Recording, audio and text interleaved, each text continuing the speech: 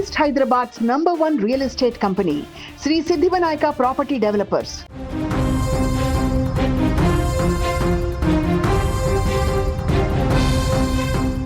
చల్లటి గాలులు మంచు కురిసే శీతల దేశాలకు మారుపేరైన ఐరోపా ఖండం ఇప్పుడు నిప్పుల కొలిమిలా మారింది.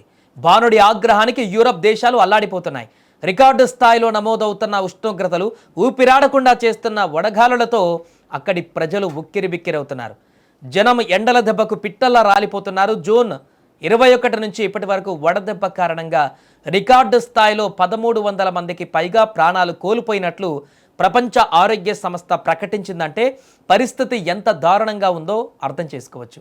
అత్యధిక ఉష్ణోగ్రతలతో రోజురోజుకు ఐరోపాలోని పలు దేశాలలో మృతుల సంఖ్య ప్రమాదకరంగా పెరుగుతోంది.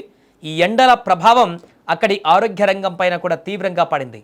గత బుధవారం నాటికే కేవలం ఫ్రాన్స్ దేశంలోనే 1000 మందికి పైగా ప్రజలు చనిపోయినట్లు ఆ దేశ ఆరోగ్య శాఖ అధికారులు వెల్లడించడం ప్రపంచాన్ని దిగ్భ్రాంతికి గురిచేసింది.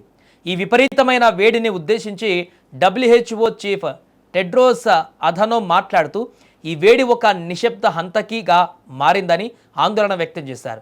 ఎందుకంటే ఈ వేడి కంటికి కనిపించకుండానే వందలాది మంది ప్రాణాలను హరించి వేస్తుంది.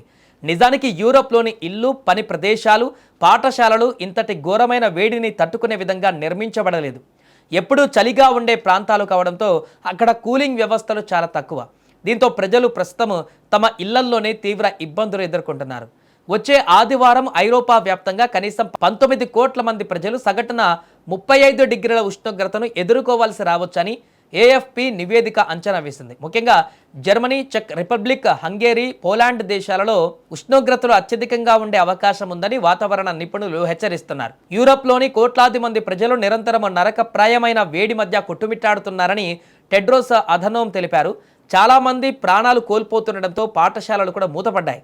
అలాగే ఏసీలు, కూలర్ల వాడకం ఒక్కసారిగా పెరగడంతో పవర్ గ్రిడ్స్ పై ఒత్తిడి ఎక్కువై విద్యుత్ అంతరాయాలు కూడా నెలకొంటున్నాయి. ఒకప్పుడు తరంలో ఒక్కసారి మాత్రమే కనిపించే వాతావరణ మార్పులు, భూతాపం వంటి భయంకర పరిస్థితులు ఇప్పుడు ప్రతి ఏడాది కనిపిస్తున్నాయని WHO ఆవేదన వ్యక్తం చేసింది.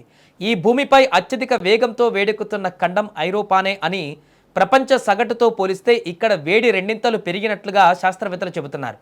ఈ ముంచుకొస్తున్నటువంటి ముప్పు నుంచి ప్రజలను కాపాడుకోవడానికి సన్నద్ధత, నివారణ, బలమైనటువంటి ఆరోగ్య వ్యవస్థలపైన దృష్టి సారించాల్సిన అవసరం ఎంతైనా ఉంది. ఇందుకోసము ఐక్యరాజ్య సమితి తన సభ్యదేశాలు, భాగస్వామ్యులతో కలిసి పనిచేస్తుందని WHO చీఫ్ వెల్లడించారు.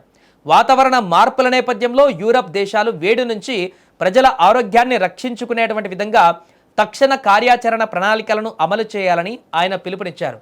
ప్రకృతి సమతుల్యత దెబ్బతింటే శీతల దేశాలైనా సరే నిప్పుల గుండంలాగా మారుతాయనడానికి యూరప్ పరిస్థితులే ఇప్పుడు నిదర్శనంగా మారాయి.